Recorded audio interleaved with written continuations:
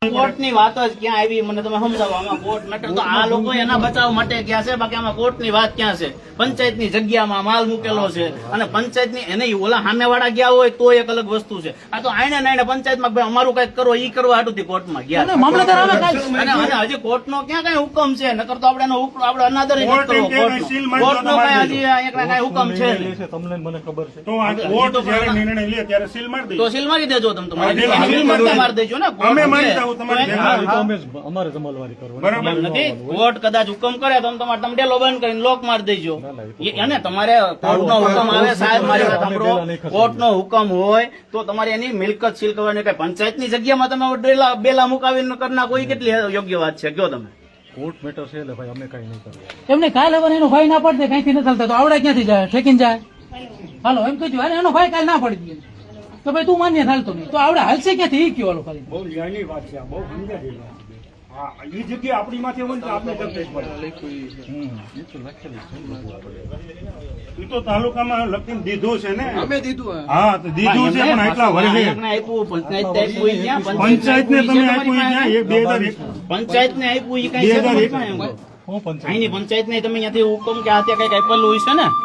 2021 માં સાહેબ આ હુકમ થઈ ગયો છે. પંચાયતે આ ગ્રામ પંચાયત આ કોઈની માલિકીની જગ્યા નથી, આવો પેપર છે.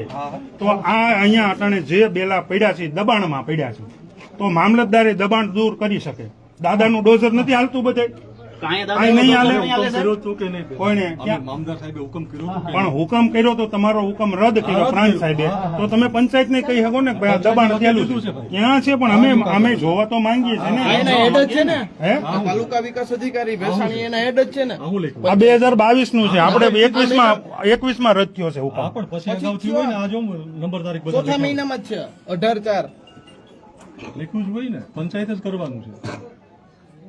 કાર્યવાહી અર્થે જ લખ્યું આપણે. કોને ભાઈ કાર્યવાહી કરવાની જોવો અંદર જોવે આ કાગળ જ બોલે છે ભાઈ. કાગળ બોલે છે કે એને લ્યો ઈ તમારી ચેતવણી દર્શક નહોતી એ સીધી જોડીને એને મોકલી દીધી છે આપણે.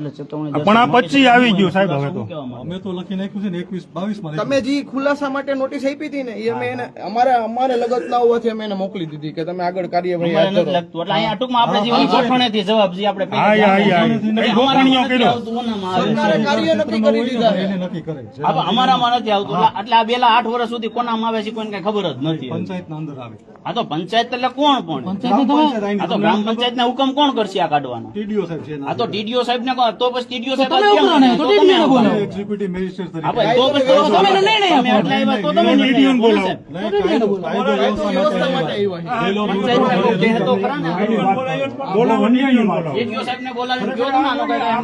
સપોર્ટિવ આ વસ્તુ નો થવી જોઈએ.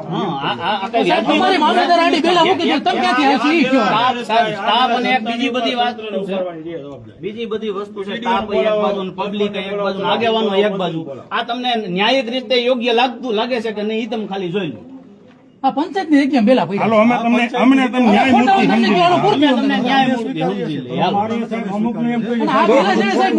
મારી વાત સાંભળો. બેલા મૂક્યા એની જગ્યા નથી, એનો પ્લોટ નથી, એની શેરી નથી. એ અલગ વસ્તુ છે. બાકી પંચાયત હું સ્વીકારું.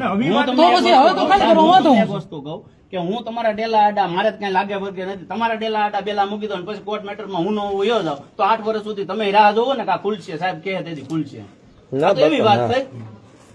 તમે એમ કહો કે કોર્ટ મેટર હાલે, તમે આ બેલા નો હટાવ્યું. તમે ટીડીઓ સાહેબ ને કહો, જેને કહો એને આ કરવું પડશે.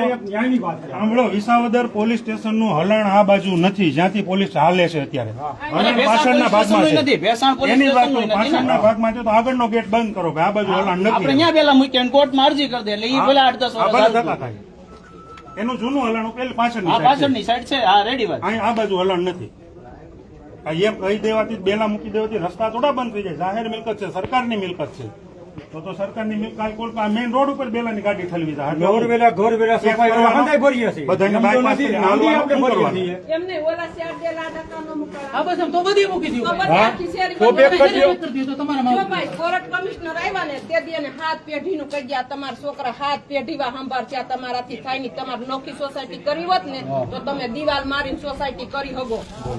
તે દી હાથે પૈગે લાગ્યા હતા તોય હજી નથી સમજતા. એને કોઈને સમજવાનું ક્યાં છે? હવે તો તંત્ર નિર્ણય કરવાનો. કીધું ભાઈ ત્યાં તમારા છોકરા 7 પેઢીવા તંત્ર સ્વીકારે છે કે આ પંચાયતની જગ્યામાં છે તો હવે ચોકે ચોકે આ પેશકદમી છે, આ દબાણ છે. અને ઓલું ક્યાં ઓલો પ્રાંત સાહેબ નો હુકમ એમાં કાયદેસર એમ જ છે જગ્યા કોની સી નક્કી કરવા હતી ઈ મેં હતી એને એટલે ઈ મને હુકમ કર્યો બીજો કઈ આ તો હવે નક્કી થઈ ગયું કે નક્કી થઈ ગયું કે પંચાયત પંચાયતની છે. એમને દેશકર્મીમાં બંગલા થઈ ગયા એમાં કઈ નથી થતું અને આ તો આપણે કાયદે દસ્તાવેજ આ તો આ બધા છે ને બિચારાની વાહે વાહન હોય તો આ બધા ડેલા ખર્ચા બોલી હક એમ નથી બાકી એટલે પાણો તો કોક જોઈ મૂકીને ખબર પડે.